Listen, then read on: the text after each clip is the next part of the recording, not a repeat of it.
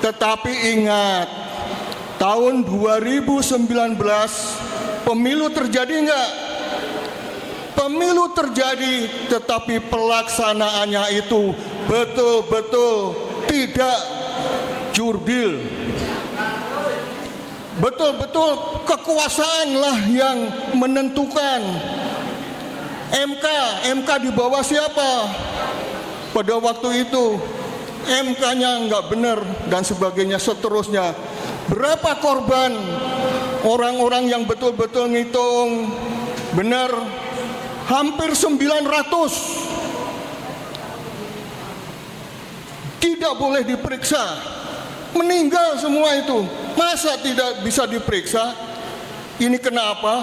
Dan sebagainya. Itu karena apa? Itu karena kekuasaan. Kekuasaan itu yang begitu, ya. Jadi kalau ini nanti kita menentukan ini pemilu, tapi pemilunya dilaksanakan dengan kekuasaan seperti ini, kemudian ini tentang pengamanan intelijen. Hati-hati sekarang ini. Harusnya pemerintah itu mencegah kalau ada asing yang masuk, itu harus dicek. Tapi ini kok mudah, tanpa surat, tanpa apa, masuk dengan mudah, terus pergi, terus malah disiapkan KTP.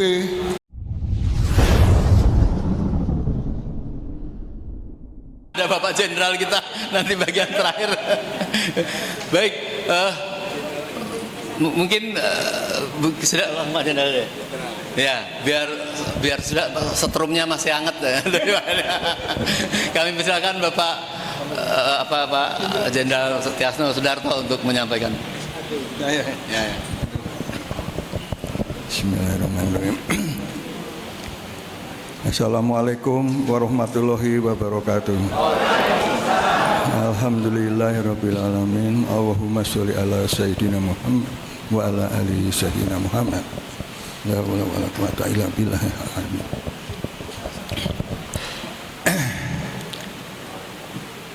Para senior yang saya hormati dan semua yang hadir, ibu-ibu, apa tadi? Ibu-ibu itu emak-emak dan bapak-bapak, adik-adik saya yang muda-muda, semuanya terima kasih atas kehadirannya ini dan kita bertemu di sini. Saya termasuk anggota petisi 100 itu. Walaupun pada waktu itu saya tidak ikut, tapi cuman tanda tangan saja. Tanda tangan dikirim, alhamdulillah itu masuk juga. Ya, terima kasih. Terima kasih, alhamdulillah. Sebelum saya menyampaikan hal-hal yang berkaitan dengan pemakzulan ini, saya ingin sampaikan. Jadi kalau kita lihat sungai itu ada hulu, ada hilir. Nah, yang kita banyak bicarakan itu adalah di hilir sekarang ini. Tapi sebenarnya hilir itu terkotori terus kalau hulunya juga kotor. Nah, oleh karena itu saya mau sampaikan soal hulu dulu. Ya, soal hulu itu ada syarat. Indonesia akan maju kalau kita pegang kuncinya, dan kuncinya itu kita lakukan untuk membuka rahasia itu. Yang pertama, kuncinya itu bermuka dua, yaitu sistem dan pemimpin. Sistem apa? sistem yang murni, kita harus kembali ke Undang-Undang Dasar 45 yang asli. Ini ada azan. Nah, jadi berhenti dulu ya. Baik, kita lanjutkan dari Pak Tiasno untuk merampungan apa yang tadi telah disampaikan. Silakan.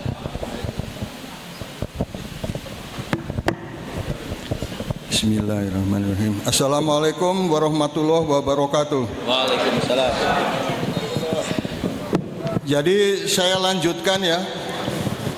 Masalah hulu ini sebaiknya juga menjadi pemikiran kita dan usaha kita untuk bisa kembali ke Undang-Undang Dasar 45 yang asli dan kita mendapatkan pemimpin yang betul-betul Pancasilais sejati. Demikian, oleh karena itu kalau CB-nya itu ada 3. CB1 didulukan sistem lewat MPR, sudah dijelaskan, sudah dilakukan oleh DPD Jenderal Tri Sutresno yang datang ke sana. Tapi ingat, pada saat itu sudah janji kok ketua umum MPR-nya tidak ada. Padahal sudah janji bahwa itu dia akan menerima. Ternyata itu diminta oleh Jokowi supaya ikut nonton sepak bola di Surabaya 10 November. Ingat, itu berarti ada kekuasaan dipakai untuk mengerjakan juga ketua MPR. Nah, selanjutnya kalau itu nggak bisa, ya harus rakyat, harus sidang istimewa rakyat. Kalau tidak bisa sidang istimewa MPR, sidang istimewa rakyat. Nah, itu kapan dan bagaimana itu nanti. Selanjutnya CB2. CB2 didahului oleh pemimpin. Pemimpin kita bisa lewat yang sudah terjadi, yaitu pemilihan presiden sekarang ini. Dari 3 itu mana yang betul-betul bisa Pancasilais sejati? Yang pertama tentu ketuhanan yang Maha Esa. Berarti betul-betul yang dekat dengan Allah Subhanahu wa Ta'ala, selalu ikut perintahnya dan melaksanakan tugas-tugas dari Allah semata. Ini coba di sini. Nah, minimal itu kalau tentara itu minimal seorang kesatria. Kami kesatria Indonesia yang bertakwa pada Tuhan Yang Maha Esa serta membela kejujuran, kebenaran, dan keadilan. Yang hilang masa kini itu adalah kejujuran, kebenaran, dan keadilan. Hilang semua. Oleh karena itu, pilihlah pemimpin minimal itu yang seperti kesatria itu tadi. Begitu ya. Tetapi ingat, tahun 2019 pemilu terjadi enggak? Pemilu terjadi, tetapi pelaksanaannya itu betul-betul tidak jurdil. Betul-betul kekuasaanlah yang menentukan. MK di bawah siapa? Pada waktu itu MK-nya nggak benar dan sebagainya seterusnya. Berapa korban orang-orang yang betul-betul ngitung benar? Hampir 900 tidak boleh diperiksa, meninggal semua itu. Masa tidak bisa diperiksa? Ini kenapa? Dan sebagainya. Itu karena apa? Itu karena kekuasaan. Kekuasaan itu yang betul ya. Jadi kalau ini nanti kita menentukan ini pemilu, tapi pemilunya dilaksanakan dengan kekuasaan seperti ini mungkin kekuasaan maunya yang menang mesti nomor 2. wong nang kono anakku, ini akan terlaksana. Ini akan terlaksana. Oleh karena itu, rencana kita ini sebaiknya dilaksanakan sebelum pemilu itu. Karena kalau terjadi pemilu, artinya lebih hebat kejahatannya daripada 2019. Ini yang menjadi pemikiran kita. Nah, tadi lanjutnya, kalau CB1 tidak bisa, CB2 tidak bisa, ya CB3. CB3 apa? Yaitu sebuah revolusi. Revolusi, kita kembali dengan revolusi. Kalau untuk melaksanakan revolusi, hati-hati. Karena apa? Ini bisa juga oleh pemerintah itu atau oleh kekuasaan itu ini dibiarin dulu, dibiarin. Tapi begitu terjadi, ini langsung dihantam oleh kekuasaan, kemudian ini semua tidak jadi, lanjutkan saja saya memimpin. Itu bisa terjadi seperti itu. Oleh karena itu kita harus waspada. Persatuan dan kesatuan bangsa itu nomor satu. Sejarah telah menyatakan itu. Demikian, kemudian yang kenapa zaman dulu kok saya tahu-tahu tanda tangan. Saya tanda tangan itu karena saya anti terhadap IKN. Saya tidak setuju IKN. Tapi kalau mau membangun di Kalimantan Timur, ya monggo silahkan membangun. Tapi ojo memindahkan ibu kota negara. Karena itu sangat berbahaya, macam-macam dah alasannya. Tetapi tambahan alasan dari saya yang mungkin belum sampai ke masyarakat, yaitu masalah sejarah, kesejarahan lahirnya NKRI, terjadinya proklamasi kemerdekaan bangsa Indonesia, lahirnya Undang-Undang Dasar 45, lahirnya Pancasila.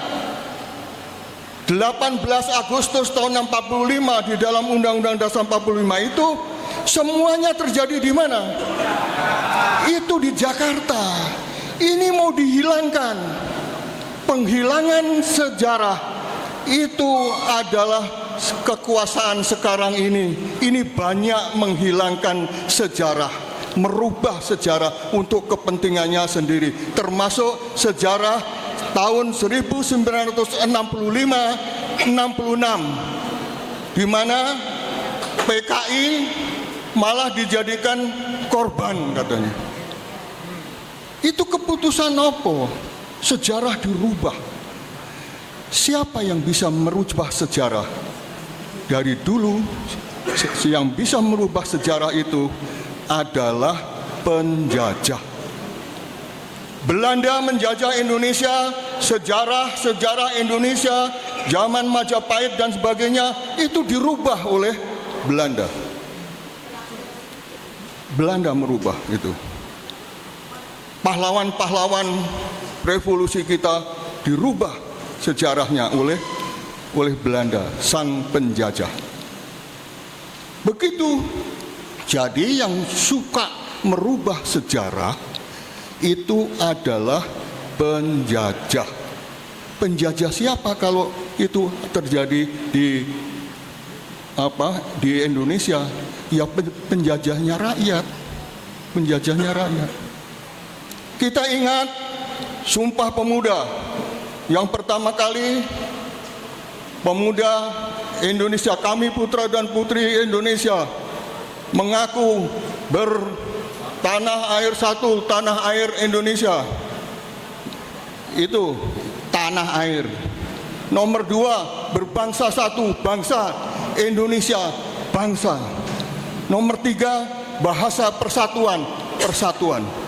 3 poin ini ini untuk Indonesia ke depan harus terjadi.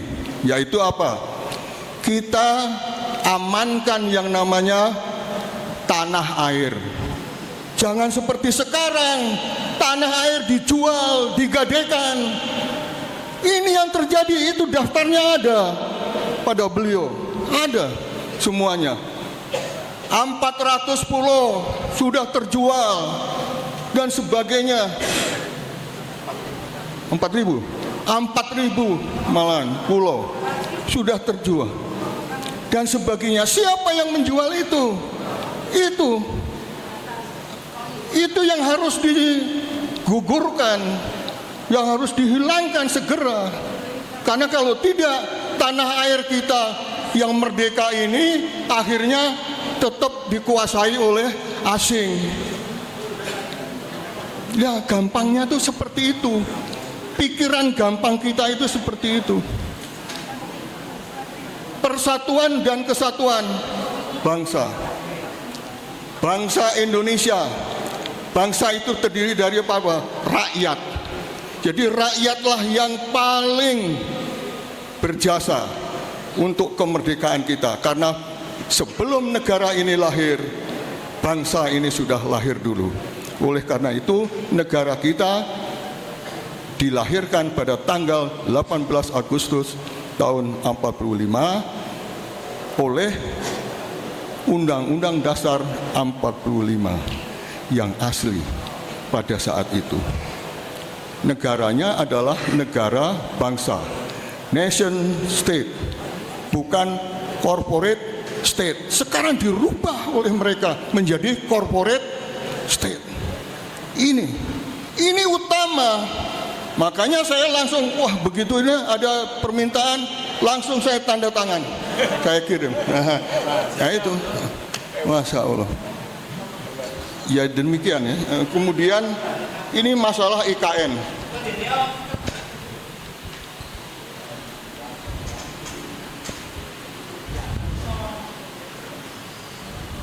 Tanah air sudah tadi ya. Tanah air kita ini dijual, digadaikan. Rakyat itu malah harus dipinggirkan, diusir, akan di bulldozer itu oleh pemerintah. Ya Allah, pemerintah kok tidak membela rakyat tapi malah membulldozer rakyat itu. Pemerintah kaya apa? Yang begitu tidak perlu dilanjutkan, itu harus segera diselesaikan ya. Kemudian kesejarahan ini sudah tadi saya jelaskan. Kemudian ini tentang pengamanan intelijen. Hati-hati sekarang ini.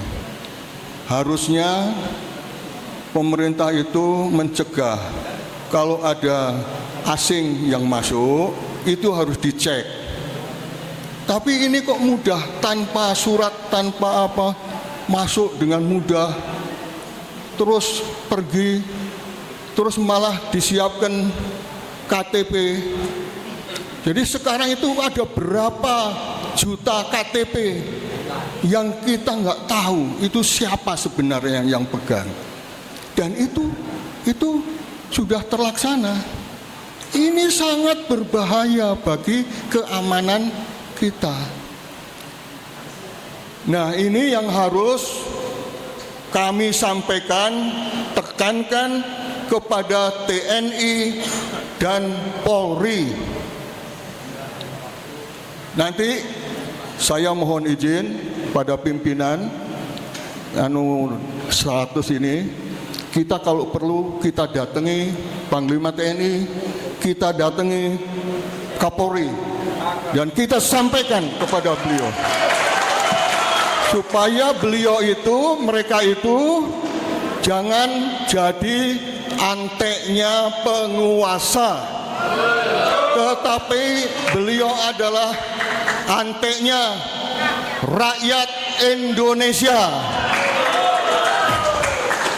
Ini penting, ini penting. Kemudian yang lebih lagi ya sebetulnya. Sebelum saya hal yang sangat penting nanti, bahwa amandemen itu pada waktu itu sebetulnya bukan keinginan rakyat, tapi itu keinginan dari asing untuk menjajah dengan penjajahan gaya baru ke Indonesia. Makanya itu dilaksanakan. Sebetulnya itu bukan haknya mau posisi pada saat itu apa yang yang bergerak pada waktu itu ingin hal yang baru itu namanya reformasi. Yaitu di reformasi itu sebetulnya tujuannya untuk amandemen itu belum ada. Tapi awal dari reformasi itu adalah anti KKN. Anti KKN. Tetapi kenapa tiba-tiba itu dimanfaatkan oleh asing, terutama Barat pada saat itu. Itu memasukkan untuk merubah itu. Pancasila dirubah jadi liberalisme, kapitalisme, dan individualisme. Oleh karena itu, sekarang ini yang terjadi bukan Indonesia sebagai negara nasional, nation state, tetapi kemudian dirubah menjadi corporate state. Ini yang sangat berbahaya. Oleh karena itu kita kembali ke sana. Khusus yang kita hadapi sekarang itu adalah pemilu, terutama pilpres yang akan datang. Kalau pilpres itu dilaksanakan tidak jujur, tidak adil, tidak